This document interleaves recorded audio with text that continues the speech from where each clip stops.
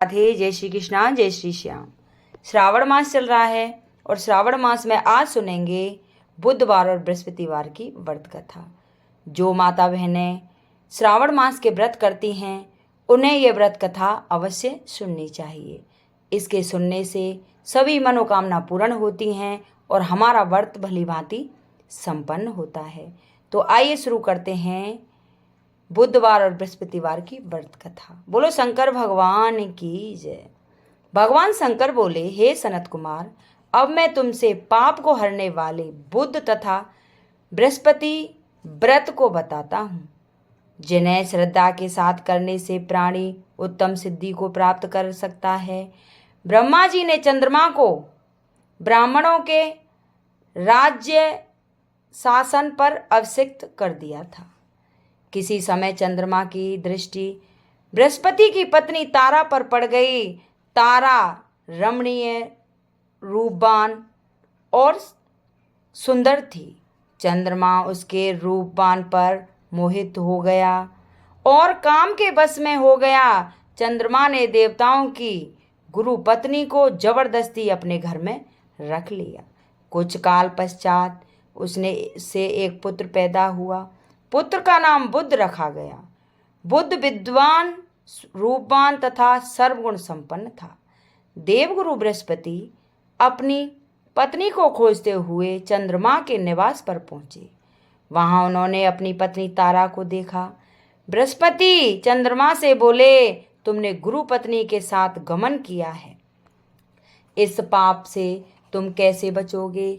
इस महापाप की ओर तुम्हारी बुद्धि कैसे प्रवृत्तित हो गई? अब तुम चुपचाप मेरी पत्नी को मुझे लौटा दो। तुम इस पाप से बचने के लिए प्रयत्न करो। यदि तुम ऐसा नहीं करते हो तो मैं तुम्हारी शिकायत इंद्रदेव से करूंगा। बृहस्पति के कहने पर भी चंद्रमा उनकी पत्नी को लौटाने को तैयार नहीं हुआ।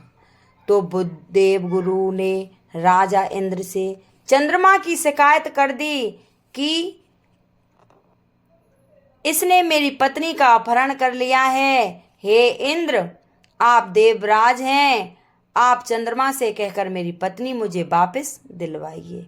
ऐसा ना करने पर चंद्रमा ने जो पाप किया है वह आपको लगेगा, क्योंकि राज्य का पाप शास्त्र के अनुसार राजा को ही भोगना पड़ता है।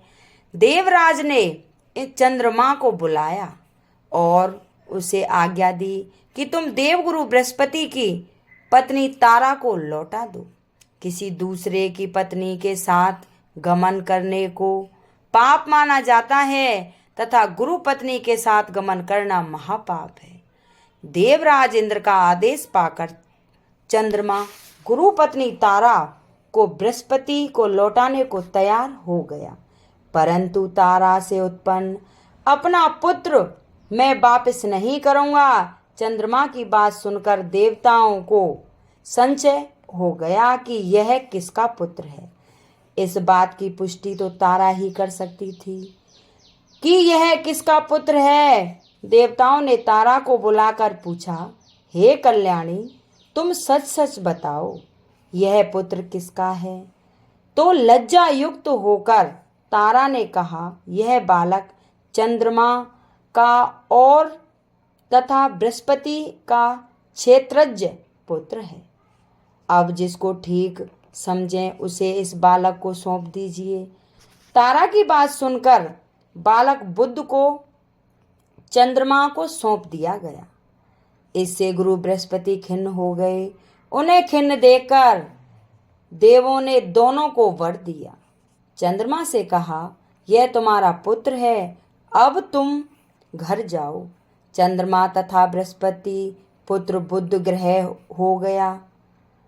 हे आचार्य, और भी शुभ वर को ग्रहण करो। जो प्राणी दोनों का मिलकर एक साथ व्रत करेगा उसे सब सिद्धियों की प्राप्ति होगी। भगवान शिव के प्रिय मास श्रावण में जो लोग बुध और गुरुवार के दिन अर्चना करेंगे उनके खजाने भरे रहेंगे तथा उनका क्षय नहीं होगा। नैवेद्य दही भात से दोनों मूर्तियां खिलती नहीं चाहिए। जो दोनों मूर्तियों को झूले पर रखकर अर्चना करता है वह दीर्घ तथा संपूर्ण गुणों से युक्त पुत्र प्राप्ति करता है। पाकशाला में लेकर अर्चना करने से पाक वृद्धि और देवागार में लेकर अर्चना करने से देव की दया होती है। सोने के कमरे में लेकर अर्चना करने से पत्नी का वियोग कभी नहीं होता। इस प्रकार यथा स्थान पर उसका फल प्राप्त होता है।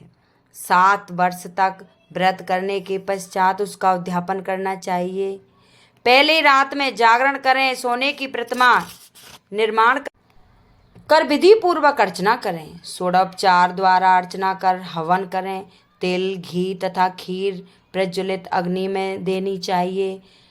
चिंचिड़िया तथा पीपल की समाधियों से हवन करके पूर्ण आहुति डालनी चाहिए। इसके बाद मामा भांजे को भोजन कराकर अन्य ब्राह्मणों को भोजन कराना चाहिए। ब्राह्मणों को दक्षिणा देकर उन्हें हाथ जोड़कर विदा करने के बाद स्वयं भोजन करना चाहिए। इस प्रकार 7 वर्ष तक व्रत करने वाला प्राणी सब इच्छाओं को प्राप्त कर लेता है। जो विद्या की कामना करता है उसे विद्या की प्राप्ति होती है। वह वेदों और शास्त्रों का मर्म जान लेता है, उसे बुद्ध ज्ञान एवं गुरु बृहस्पति गुरुता प्रदान करते हैं। सनत कुमार ने भगवान शंकर से पूछा, आपने पहले मामा तथा भांजे को भोजन कराने का विधान बताया है, इसका कारण क्या है? तब भगवान शंकर ने कहा, हे सनत कुमारों, पहले समय में मामा और भांजे दोनों दरिद्र थे। एक दिन दोनों भोजन के लिए घूमते घूमते एक सुंदर नगर में पहुंचे गए। उन्होंने वहां प्रत्येक मकान में श्रावण के महीने में प्रत्येक वार का व्रत करते लोगों को देखा, परंतु बुध और बृहस्पति का व्रत करते कहीं नहीं देखा। दोनों मामा भांजों ने बहुत समय तक आपस में विचार किया कि सब जगह सूर्य और अन्य वारों का व्रत हो रहा है, परंतु बुद्ध गुरु का व्रत देखने को कोई नहीं मिला।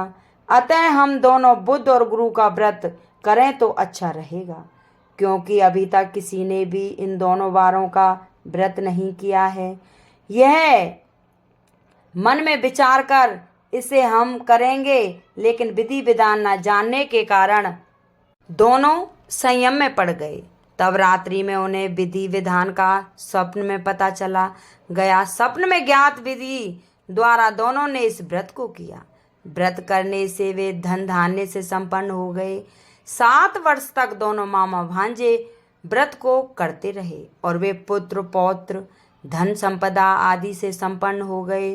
बुद्ध और गुरु बृहस्पति ने प्रत्यक्ष दर्शन देकर उन दोनों को वर दिया कि आप दोनों ने हमारे उस व्रत को किया है और आज से जो भी इस व्रत को करेगा और मामा भांजे को पहले भोजन कराएगा वह उत्तम सिद्धियों को प्राप्त करेगा। बोलिए शंकर भगवान की जय। ये थी बुद्ध देव और बृहस्पति देव की व्रत कथा। अगर किसी माता बहन को अच्छी लगी हो तो कमेंट बॉक्स में हर हर महादेव जरूर लिखें। बोल शंकर भगवान की जय।